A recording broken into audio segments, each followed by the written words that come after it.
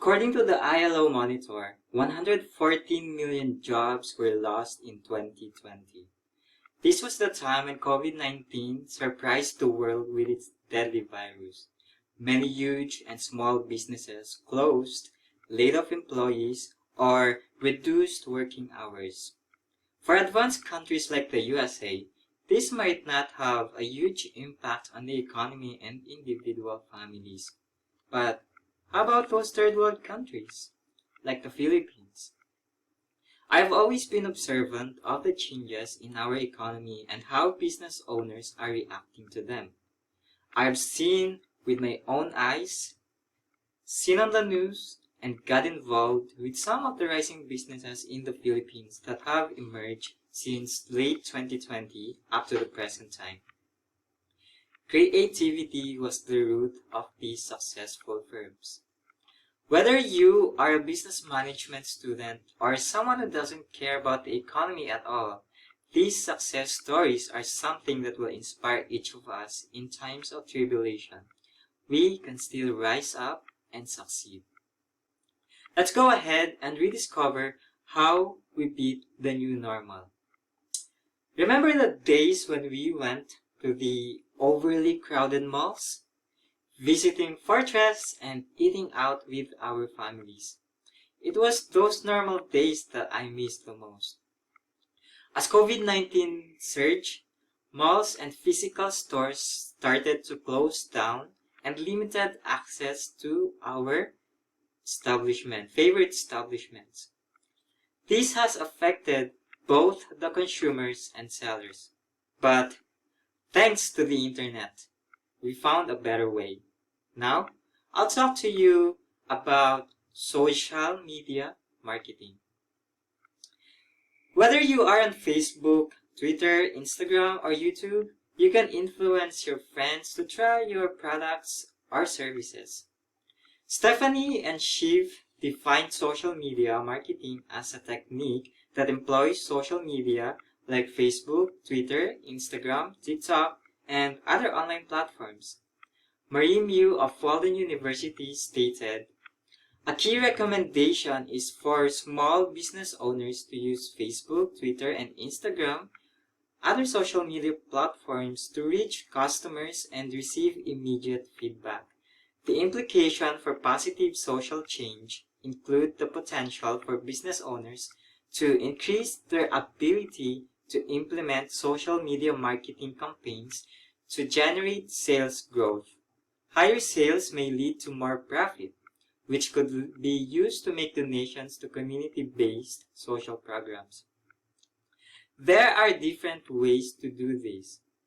First, you act as the influencer and market your products. Or, you influence an influencer and let them market your product.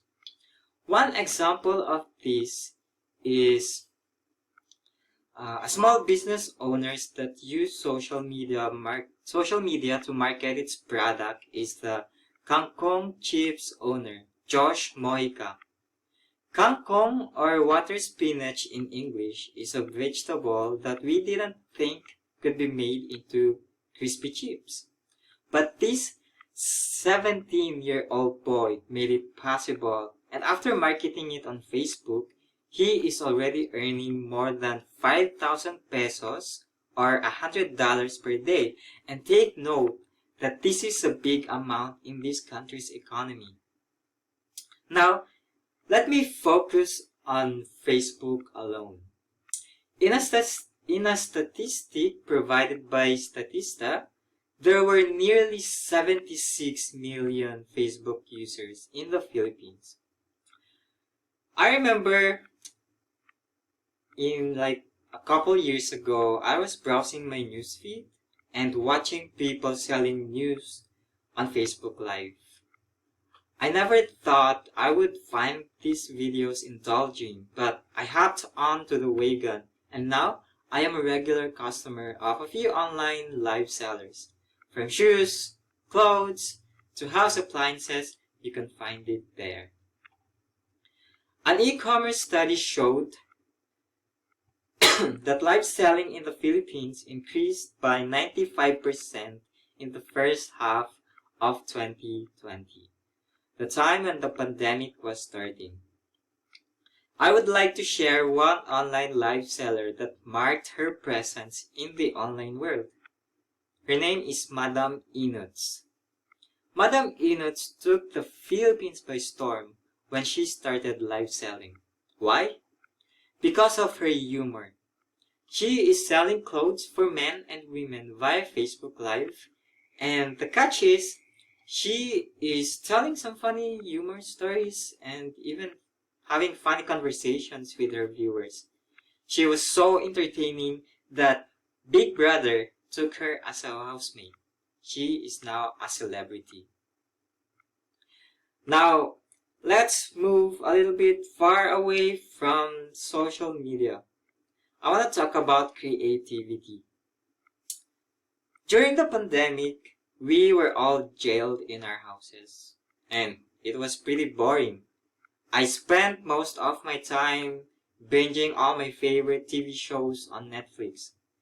But some people didn't waste their time sticking their eyes on their monitors.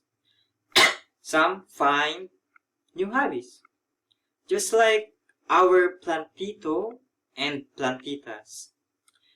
This is what we call those who got into planting during the pandemic. Think about it. How many of us have got a green thumb? Many people look for new hobbies during the pandemic after getting jailed in our house, and the Filipinos found taking care of plants worth their time. The good thing about this is that they don't only find it relaxing, they earn money too. One example of this is Mommy Jane Tusanna. She is a member of the Church of Jesus Christ of Latter-day Saints and is in my ward. She is a single mother. A couple of years back, she got into planting flower-bearing plants. She decided to make her hobby a business. She sold plants she personally took care of until such time that her business grew, and now she is not just selling plants. She is also selling organic soil and gardening tools.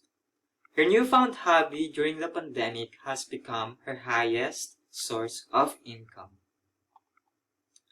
After everything that we have experienced in the past couple of years, we are bound to adapt and evolve. We are capable of thinking and being creative to support our family's needs, especially in times of afflictions and pandemics.